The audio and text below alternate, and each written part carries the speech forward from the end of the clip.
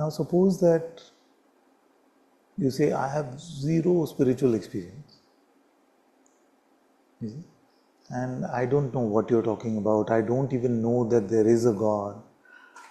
But somehow I listen to what you're saying and I stay inward. After remaining inward for a few hours, for a few minutes even, are you better than before or worse? You're always better by turning towards God.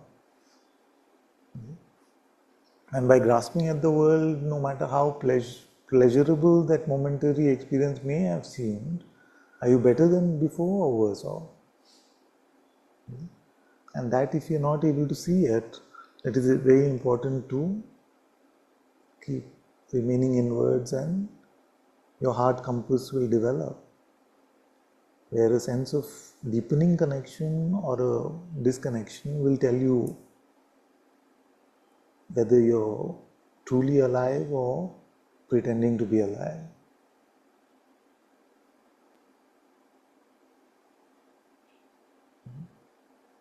So when I call it a zombie life, I really mean it as a zombie life.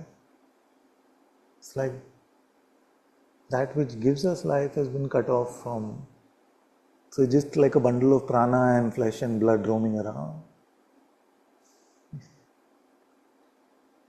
Prana mixed with mind, mixed with body, just walking. No actual life. And one day the giver of the actual light of life will take the prana also away.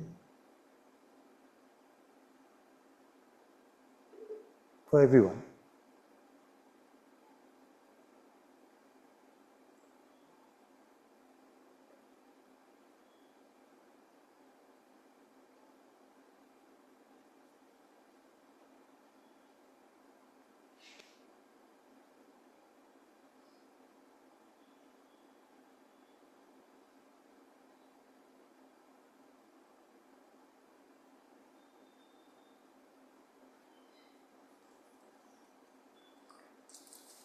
When this prana is taken away, all our smartness, all our material wealth, all our worldly accomplishments, all that will come to zero.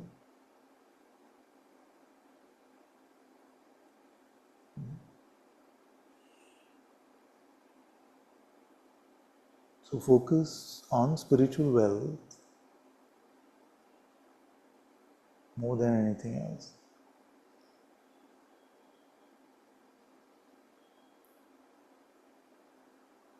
How much have you constructed the heart temple?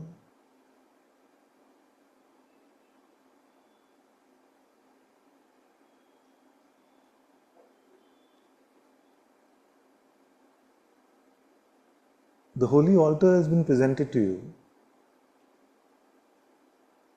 It is a gift from God. To remain with it is to construct the holy temple in your heart.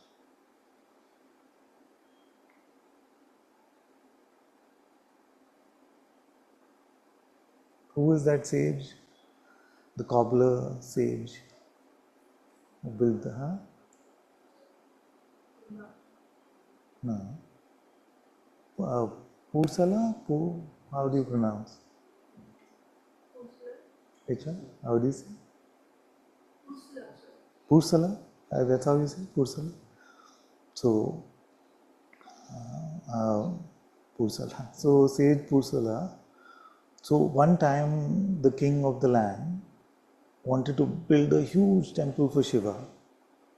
Spend like a great part of his wealth, his treasury, and build this great temple for Shiva. And a lot of the construction had happened. And one night, Shiva came to this king in the dream. The Lord came and the Lord said, no, the temple to me where I will stay has already been built. The most magnificent temple has already been built. And the king woke up in a panic and said, I am spending so much of my treasury, and with so much love and devotion, I'm building this temple. Who has built this temple? So Shiva had told him in the dream that there's this man called Pursala. You go meet him there, he has built the true temple. So this king tries to find this man. It turns out he's a beggar. He's like a beggar or a cobbler, something like that. Nothing comparative in worldly standards to the king.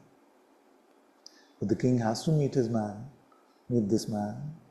So he goes to sage Pursala and says, Shiva has told me that his temple has already been built by you. How have you built this temple? I don't see anything around. Where is it? Where is it? So the sage Pursala told him that I built his temple at the only place where it can be built, which is in my heart. You see?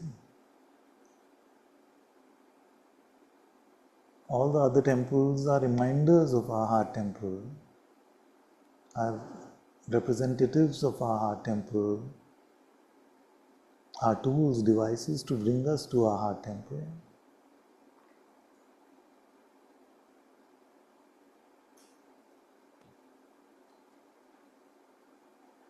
So we are privileged and blessed that this being that I call I am,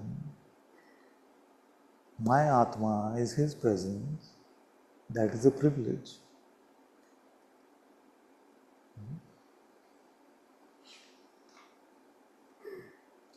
But to spend this entirety of this life focused outwardly and forgetting about this presence of God